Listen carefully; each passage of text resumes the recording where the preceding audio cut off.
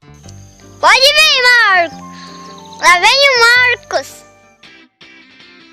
Olá, humanos e exáticos! Mais uma vez, Marcos aqui. Espero que todos estejam bem. Nossa equação humana de hoje é compreender as estratégias do Império Espanhol para colonizar suas colônias na América. Vamos compreender essa questão? Vem comigo! Não vai embora, fique um pouco mais. Ninguém sabe Equação de humano. A conquista e a colonização espanhola na América tiveram início a partir de 1492, quando Cristóvão Colombo chegou às Bahamas, crente que tinha chegado à Ásia. Relaxa, Mr. Colombo, relaxa, todo mundo erra.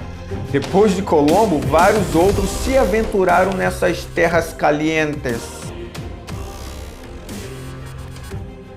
O fato é que a monarquia espanhola passou a incorporar seus vastos territórios o patrimônio do continente americano, submetendo às suas leis os povos que ali habitavam. O Império Espanhol, para sustentar-se diante de outras potências europeias, exauriu ao máximo os recursos naturais e dizimou as populações nativas. Que horror, professor! Esse choque de civilizações só prejudicou o pobre do indígena? Coloca horror nisso. Alguns historiadores estimam que mais de 90 milhões de nativos morreram nesse processo de colonização. Foi o verdadeiro genocídio. Desde o início do século XV, Portugal e Espanha formaram importantes impérios ultramarinos, explorando suas colônias para garantir as riquezas dos seus reinos. A princípio, o objetivo era dominar as rotas comerciais em direção ao Oriente. Entretanto, verificou-se que a exploração dos territórios coloniais na América era mais vantajosa. A lógica da conquista era estabelecida pelo mercantilismo, um sistema econômico que acreditava que a base da riqueza era o acúmulo dos metais preciosos. Isso fortaleceria a economia e a política dos estados. Para isso, os europeus passaram a anular as relações de subordinação de suas colônias. Essas regras foram chamadas de Pacto Colonial. Isto é, cada colônia só podiam estabelecer relações comerciais com suas respectivas metrópoles. Essas colônias não podiam pular a cerca, professor? Não, nada disso, nada de pular cerca. O pacto colonial era violento e agressivo, e tudo controlado com mãos de ferro pelas metrópoles. Professor, como a Espanha tão pequena conseguiu conquistar milhares de indígenas? Os espanhóis dominaram os impérios Inca e Azteca até o final do século XVI. A superioridade tecnológica militar, as doenças inexistentes na América, as estratégicas políticas de incentivar as rivalidades locais possibilitaram aos espanhóis de dominar as populações nativas da América. A justificativa de expansão da fé católica também foi uma arma, foi uma estratégia do Império Espanhol para poder facilitar sua colonização aqui pela América. Com os indígenas catequizados, uma vez que cristianizados, os indígenas acabavam mais suscetíveis às leis e às ordens dos espanhóis. Durante o período colonial, a América Espanhola foi dividida em 4 vice-reinos.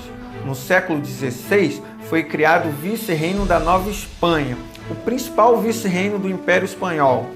Ele correspondia ao atual México, partes da Califórnia, que hoje pertence aos Estados Unidos da América, as ilhas do Caribe e partes da atual América Central.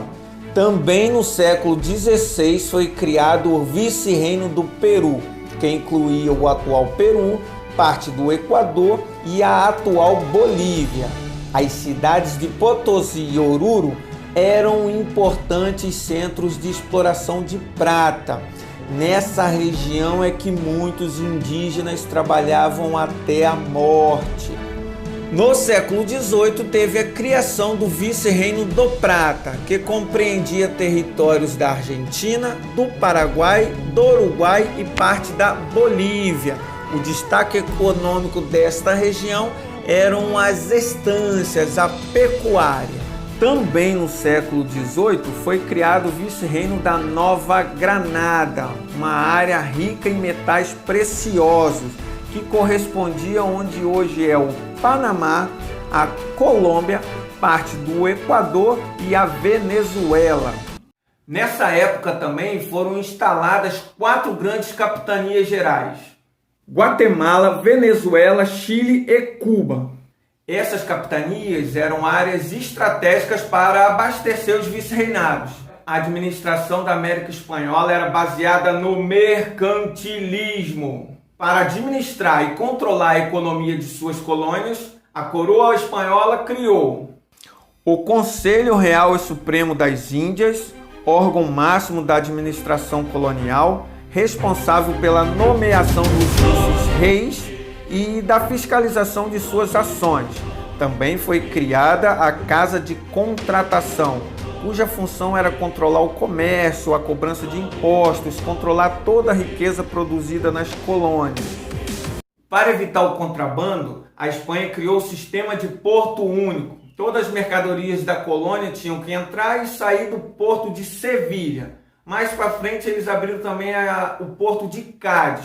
Tudo isso na mesma localização geográfica, na Andaluzia.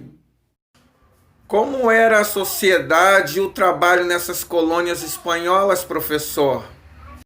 A sociedade da América Espanhola era desigual. Uma minoria monopolizava as posições mais privilegiadas, enquanto a maioria da população estavam sujeitas aos trabalhos pesados e à escravidão. A sociedade na América Espanhola era formada basicamente por 5 grupos: os chapetones, os crioulos, os mestiços, os indígenas e os negros escravizados. Chapetones eram colonos nascidos na Espanha e eles ocupavam os principais cargos políticos, militares, religiosos que tinham na região. Eles tinham enormes privilégios. Os crioulos eram filhos de espanhóis nascidos já na América. Eram ricos fazendeiros, donos de minas e grandes comerciantes. Eles eram impedidos de ocupar altos cargos, exceto o de vereador nas câmaras municipais, que na América Espanhola se chamava de cabildos. Os mestiços eram filhos de espanhóis ou de crioulos com indígenas ou africanas. Ocupavam funções de pouco prestígio, como pedreiros, carpinteiros, ferreiros e capatazes de fazendas. Os indígenas constituíam a maioria da população na América Espanhola e eram duramente explorados nas fazendas, nas tecelagens e nas terríveis minas. Os africanos escravizados trabalhavam principalmente nas grandes plantações de cacau na Colômbia, no Equador, na Venezuela. No início da colonização, o número de escravizados na América Espanhola era bem pequeno. Se liga nessa história. Na América Espanhola, o termo crioulo tem uma conotação diferente daquela existente no Brasil. Crioulo por aqui é uma forma pejorativa de chamar negros afrodescendentes. E lembrando, ofender é crime, é uma injúria racial. Nessa relação de sociedade e trabalho na colônia espanhola, a situação dos indígenas era bastante diferente. Estavam sujeitos aos espanhóis e aos seus descendentes por meio do regime da encomenda. A princípio, esse sistema consistia em um título que o monarca espanhol dava a um particular, que passava a ser chamado de comendero, e tinham o direito de cobrar tributos em espécie da população indígena.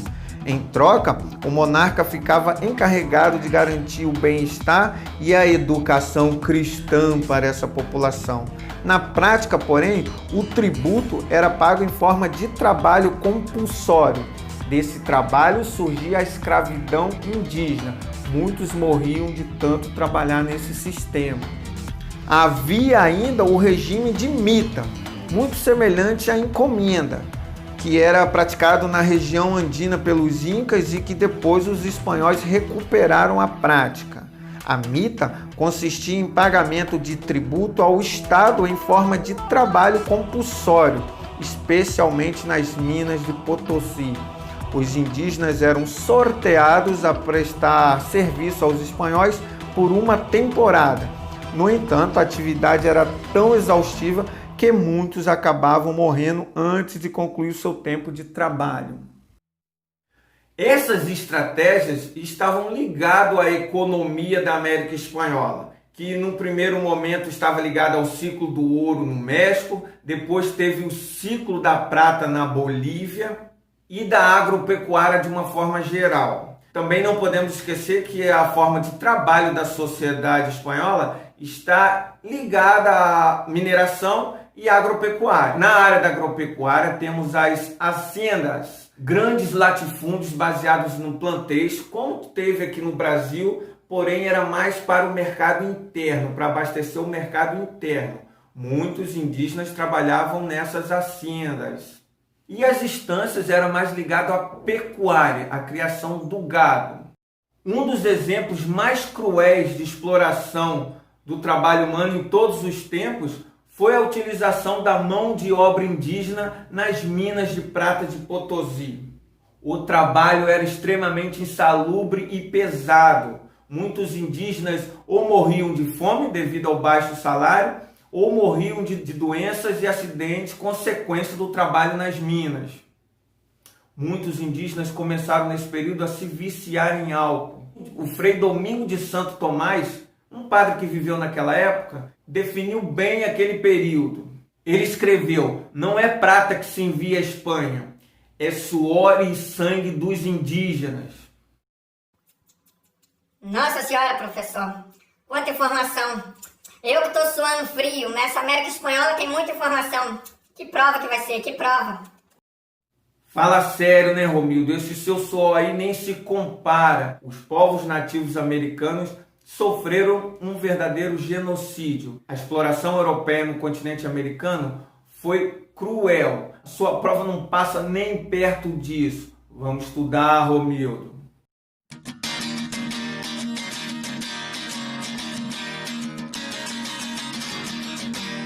Bom, pessoal, chegamos ao final de mais uma equação humana e hoje vimos as estratégias do Império Espanhol para colonizar suas terras aqui na América. E vimos que além da catequização dos indígenas, da divisão administrativa em vice-reinados, que os espanhóis utilizaram de forma muito violenta a mão de obra indígena. Espero que vocês tenham gostado. Essa foi nossa versão da colonização da América Espanhola. Deixe um like, se inscreva no canal e até a próxima. Aquele abraço. Tchau, tchau.